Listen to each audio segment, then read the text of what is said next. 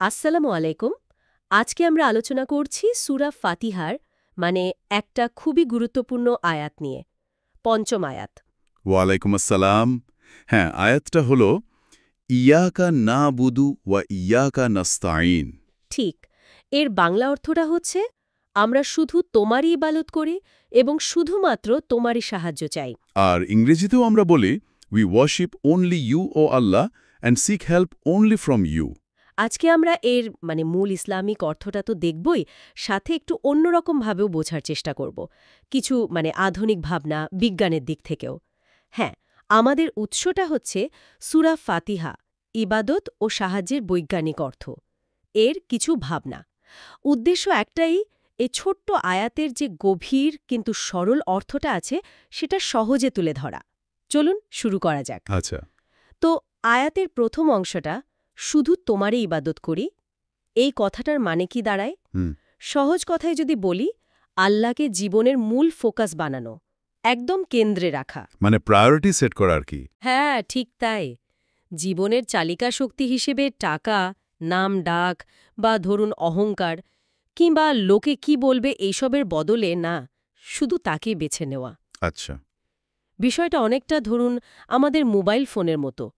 ফোনটার চার্জ দিতে তো একটা নির্দিষ্ট চার্জারই লাগে, তাই না? হ্যাঁ, তা তো লাগেই। এখন যদি আমরা পানি বা ধরুন আগুন দিয়ে চার্জ দেওয়ার চেষ্টা করি তাহলে কি হবে? ফোনটাই নষ্ট হয়ে যাবে। সে তো বটে। একইভাবে আমাদের ভেতরের যে সত্তা রুহ, সেটা আসলে আল্লাহর সাথে সংযোগের জন্যই তৈরি।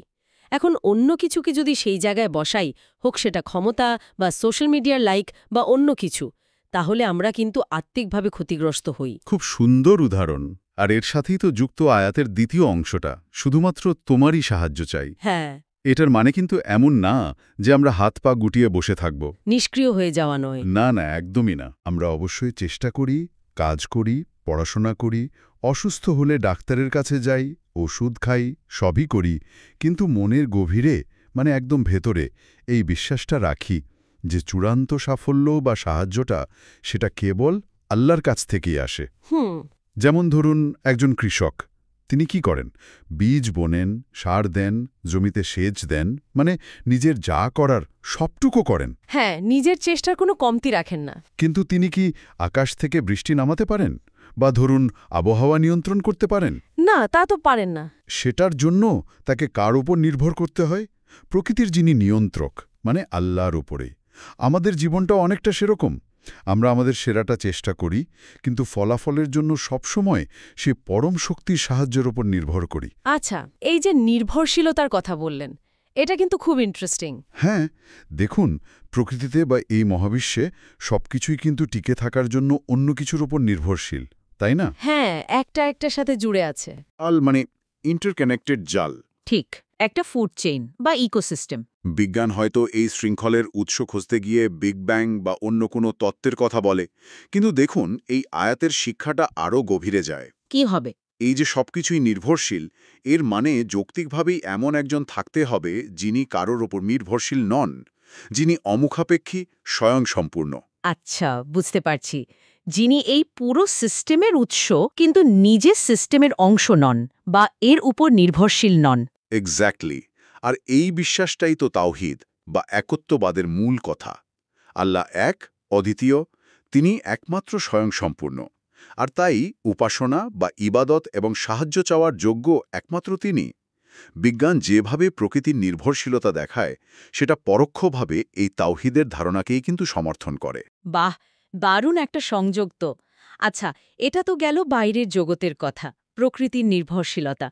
আমাদের ভেতরের জগতেও কি এমন কিছু দেখা যায়? ধরুন আমাদের মন বা মস্তিষ্ক। হুম। যেমন আমাদের যে পছন্দ করার ক্ষমতা আছে, স্বাধীন ইচ্ছা। হুম। নিউরোসায়েন্স তো বলে যে মানুষে এই ফ্রি উইল বা পছন্দ করার ক্ষমতা আছে, যা অন্য প্রাণীর মধ্যে ঠিক সেভাবে নেই। হ্যাঁ, এটা মানুষের একটা বিশেষত্ব। আমরা কিন্তু সচেতনভাবে বেছে নিতে পারি কাকে বা কিসের উপাসনা করব। আর মজার ব্যাপার হলো, ব্রেইন স্ক্যানেও নাকি দেখা গেছে যখন মানুষ খুব একাগ্র হয়ে প্রার্থনা করে বা ধ্যান করে, বিশেষ করে কোনো উচ্চতর শক্তি বা আল্লাহর কথা ভাবে, তখন মস্তিষ্কের একটা বিশেষ অংশ, প্রিফ্রন্টাল কর্টেক্স। হ্যাঁ, প্রিফ্রন্টাল কর্টেক্স, যেটা আমাদের সিদ্ধান্ত নেওয়া, প্ল্যান করা, নিজেকে নিয়ন্ত্রণ করা এই সব কিছুর জন্য দায়ী, সেই অংশটা বেশি সক্রিয় হয়ে ওঠে। তার মানে এই যে আমরা বলি শুধু তোমারই ইবাদত করি, এই সিদ্ধান্তটা নেওয়া আসলে আমাদের মস্তিষ্কের সচেতন এবং উচ্চতর ক্ষমতারই একটা ব্যবহার।